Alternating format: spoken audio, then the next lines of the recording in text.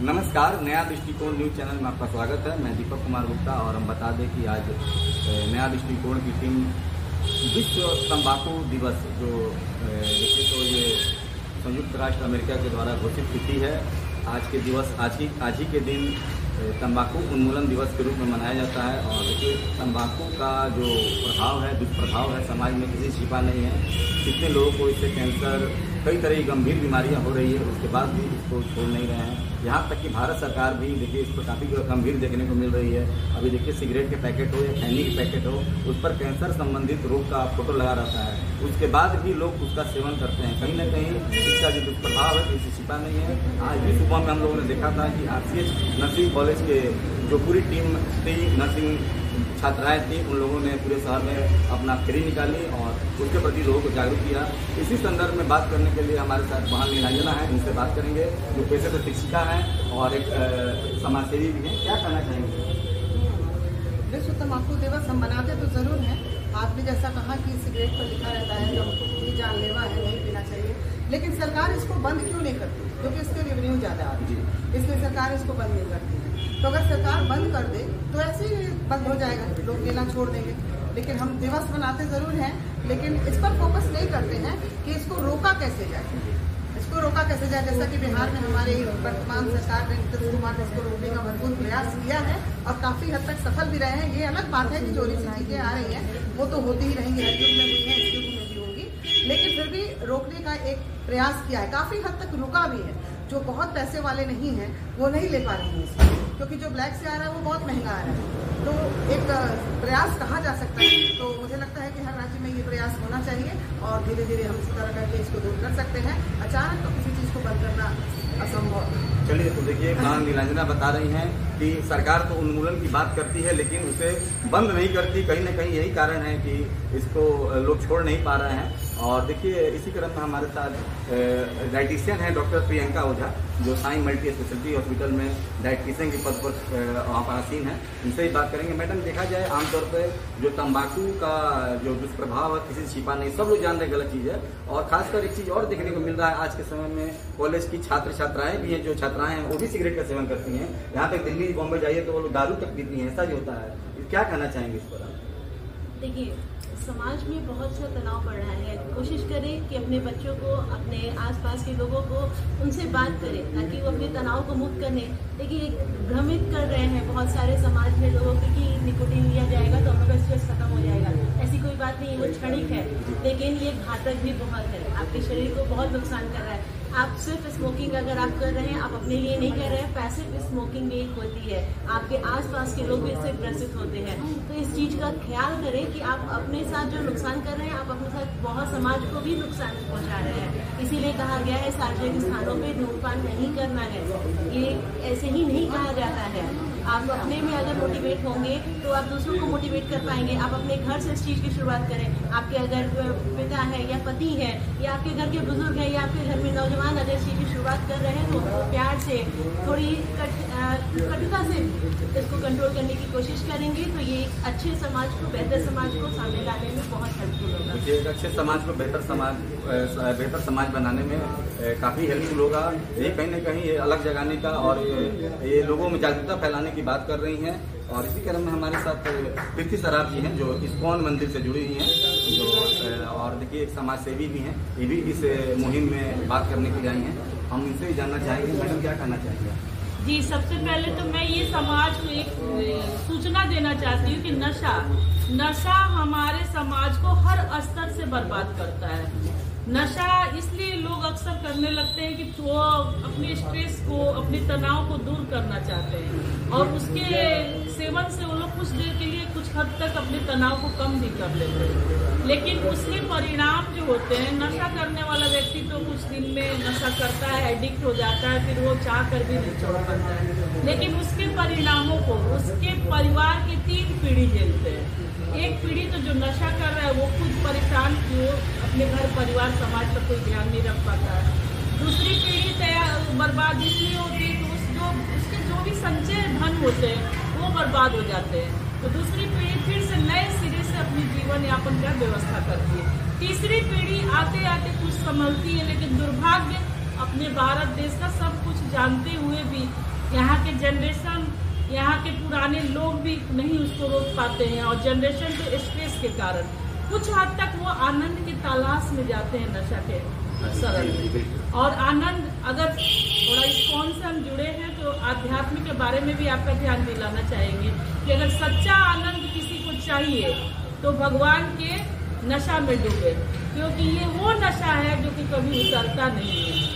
इसलिए हम ये कहेंगे कि वाकई में कोई चाहता है कि अपने स्ट्रेस को कम करे, अपने घर को संभाले, तो ये एक नशा, ऐसा भक्ति एक ऐसी नशा है जो कि कभी पीढ़ी दर पीढ़ी उतरती नहीं है।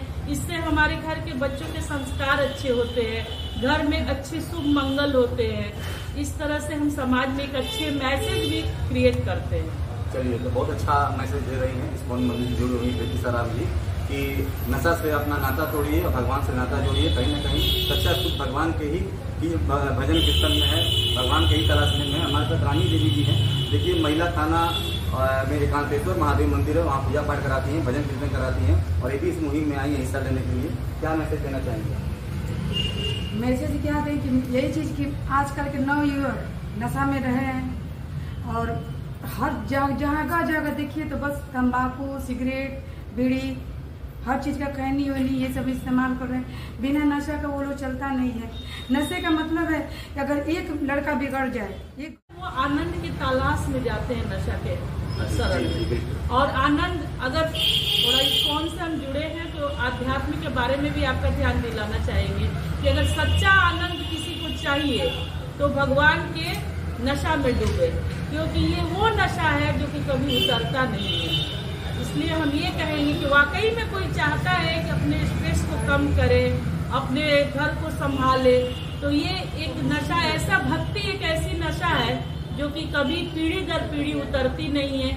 इससे हमारे घर के बच्चों के संस्कार अच्छे होते हैं, घर में अच्छे शुभ मंगल होते हैं। इस तरह से हम समाज में एक अच्छे मैसेज भी क्रिएट करते हैं।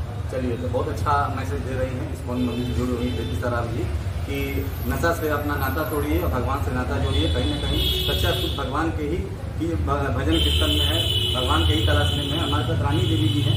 देखिए, महिला थाना में एकांतेश्वर महादेव मंदिर है, वहाँ पूजा पाठ कराती हैं, भजन कीर्तन कराती हैं, और ये भी इस मुहिम में आई है हिस्सा लेने के लिए। क्या मैसेज देना चाहेंगे?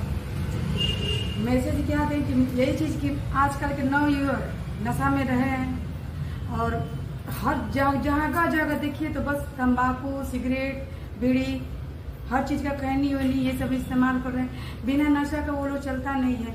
नशे का मतलब है कि अगर एक लड़का बिगड़ जाए, एक घर का गार्जियन बिगड़ जाए, तो समझिए कि उसकी पूरी घर गृहस्थी तबाह हो जाती है। एक अगर शादीशुदा अगर पति है या फिर औलाद है तो माँ को भी तकलीफ झेलने पड़ती है। सिगरेट या बीड़ी या खैनी अंदरे अंदरे उसको खोखला कर देता है।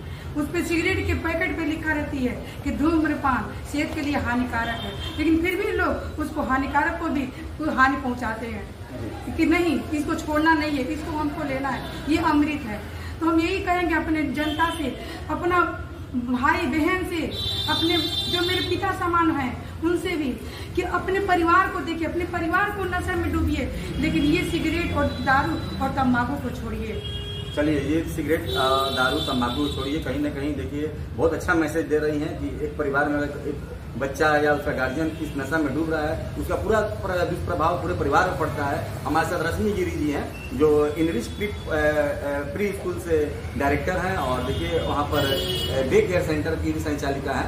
देखा जाए तो ये भी समाज सेवा में लगभग 2 दशकों से जुड़ी हुई हैं और समाज के सारे दृष्टिकोणों पर अपना नजर रखती हैं। हम इनसे भी जानकारी लेना चाहेंगे। क्या कहना चाहेंगे मैडम? जी, सबसे पहले तो आपका बहुत बहुत धन्यवाद। हम सभी जानते हैं कि नशा नाश का कारण होता है, लेकिन फिर भी हम इस चीज़ को स्वीकार नहीं करते। हमारी जो आजकल युवा पीढ़ी है वो इस चीज़ को अपना पैशन समझ रही है और इसके होड़ में बढ़ रहे हैं। देखा देखी हम इस कार्य को अंजाम दे रहे हैं। अगर अगला कर रहा है तो वो हाई प्रोफाइल है, वो कर रहा है तो अच्छा है, तो आज की युवा पीढ़ी इस चीज़ में पीछे भाग रही है। और एक दिन जो विश्व तंबाकू दिवस के रूप में मनाया जाता है, तो हमारा मानना है कि अगर समाज को जागृत करना है तो समय समय पे, जगह जगह पे नुक्कड़ नाटक के माध्यम से एक अपील करके कॉलेजों में, इंस्टीट्यूशन में, संस्थान में अगर हम इस मैसेज को देंगे, क्योंकि कहीं ना कहीं जो हम देखते हैं वही सीखते हैं। तो अगर हम पीने की लत लत को, सिगरेट को, हम पीने की लत को देख रहे हैं, तो कहीं ना कहीं लोग उससे सीख रहा है। तो कहीं ना कहीं ये हमारे शरीर के लिए हानिकारक है। इस चीज को भी अगर हम प्रदर्शित करेंगे, पब्लिक देखेगी, हमारा युवा जनरेशन देखेगा, तो कहीं ना कहीं वो इस चीज से सीखेगा। तो इस पर सरकार को ध्यान देने की जरूरत है। और हमारा जो देश, समाज, राष्ट्र है, छोटे छोटे नुक्कड़ नाटक के माध्यम से भी इस चीज को बढ़ावा देना चाहिए, ताकि जागरूकता फैले और लोग इस चीज को जानें। चलिए, बहुत अच्छा मैसेज दे रही हैं कि एक दिन केवल विश्व तंबाकू दिवस मनाने से ये जागरूकता नहीं आएगी। कहीं ना कहीं देखा जाए तो छोटे छोटे आप कैनोपी लगाकर, छोटे छोटे नुक्कड़ सभाएं कर इसमें जागरूकता अगर फैला रहे हैं, तो कहीं ना कहीं इसका उन्मूलन अवश्य एक न एक दिन हो जाएगा। यही कहना है रश्मि गिरी जी का। हमारे साथ सीमा तिवारी जी हैं, और देखिए ये भी पिंकाथन टीम से जुड़ी हुई हैं, जो गांधी मैदान पोखरा पर सैकड़ों सामूहिक महिलाओं को जोड़कर समूह में योगा सिखाती हैं, और देखिए महिलाओं को जागरूक कर रही हैं। इनसे भी जानना चाहेंगे, एक समय था कि वो भी पोखरा पर लोग गांजा, शराब और इसी का सेवन करते हैं, लेकिन जब से आप लोगों ने ऐसी क्लासेस चलाया, बहुत सुधार हुआ। मैडम, क्या कहना चाहेंगे? मैं ये बोलूँगी कि आज विश्व तंबाकू दिवस है और इस चीज को कोई फॉलो नहीं कर रहा। वाकई में आप बोले कि हम लोग जहाँ योगा करते हैं वहाँ पहले ये सब बहुत था, लेकिन हम लोगों ने वहाँ रह के वहाँ से ये सब एकदम से हटा ही दिया है। किसी को मतलब हटाने की भी ये नहीं है। रही बात कि वाकई में पैकेट में लिखा रहता है कि तंबाकू हानिकारक है, लेकिन इस चीज को कोई फॉलो नहीं कर रहा है। यहाँ तो आप जाइएगा तो बड़े बड़े कॉलेज में लड़कियां भी ये सब यूज कर रही हैं। न उन लोग को अपने घर से कोई मतलब है, न समाज से मतलब है। ये एक फैशन हो जाए, इस चीज पर सरकार को ध्यान देना चाहिए। आप 100 रुपया, अगर एक पिता 100 रुपया कमा के लाते हैं तो 100 में पूरा घर नहीं चल सकता है, लेकिन सुकून से कुछ तो हो सकता है। अगर उसी में से 25-30 का आप तंबाकू खा लें तो क्या फायदा है? तो जहाँ तक हो तो सरकार को इस पर ध्यान देना चाहिए। सही है कि नुक्कड़ नाटक के द्वारा आदमी को बता सकता है कि ये हानिकारक है, लेकिन वो तो अपने अंदर उतारना है। हाँ, कि हमको क्या चीज से नुकसान है, क्या चीज से फायदा है। अगर ये चीज का अगर कहीं भी जाइए, दिन भर में आप 25, 30, 35 का तो पी ही लेंगे। तंबाकू हुआ, खैनी हुआ, जो भी हुआ, 25 में अगर 5 वाला पैकेट ले जाइए तो 7-8 पैकेट बिस्किट चला जाएगा, पूरा परिवार एकदम आराम से खाएगा। तो ये चीज देखते हुए हम तो यही बोलेंगे कि जहाँ तक शराबबंदी हुई, सरकार को इस पर भी बैन लगाना चाहिए। और जहाँ तक तो हम तो है कि किसी को भी अगर देखते हैं अपने सामने रास्ते चलते तो हम बोलते चाचा मत खाइए, इस पैसे से बिस्किट ले जाइए, टॉफी ले जाइए, एक पेड़ा ही ले जाइए, परिवार खुश हो जाएगा कि पापा ने। अब ऐसे आप खैनी मलते जाइएगा, थूकते, वो तो घर का वातावरण भी खराब कर रहे हैं, दीवार खराब कर रहे हैं, समाज खराब कर रहे हैं, अपने आप को खराब कर रहे हैं। ऐसा नहीं कहते। चलिए, बहुत अच्छी बात बोल रही हैं, और देखिए सरकार से अपील भी कर रही हैं कि आप इसको कहीं न कहीं हर समय पर नुक्कड़ नाटक के द्वारा आप जागरूकता फैलाएं। और देखिए, अभी कुछ और बात करेंगे। आज के इस आपके चर्चा के विषय का चर्चा करते हुए मुझे एक चीज याद आ गया। आज से हमने 10 नहीं 8 साल पहले एक पिक्चर देखा था जो संजू करके था, और सुनील दत्त का पिक्चर था। मैं यही आपके चैनल के माध्यम से संदेश देना चाहूंगी, जो भी संजय जो थे वो संजू बने थे, उसमें उनकी माँ की प्राण निकल रही थी, लेकिन वो नशे में बैठे हुए थे। तो ऐसे ऐसे हो रहा है, हम लोग के समाज में भी इस तरह के हो रहा है, क्योंकि पिक्चर अगर बन रहा है तो समाज का ही कुछ हिस्सा लेके उसे चलचित्र के रूप में दिखाया जाता है। चलिए, तो बहुत अच्छी एक कहानी भी याद दिला दी। कैमरामैन राजू जी के साथ मैं दीपक कुमार, नया दृष्टिकोण, सिवान।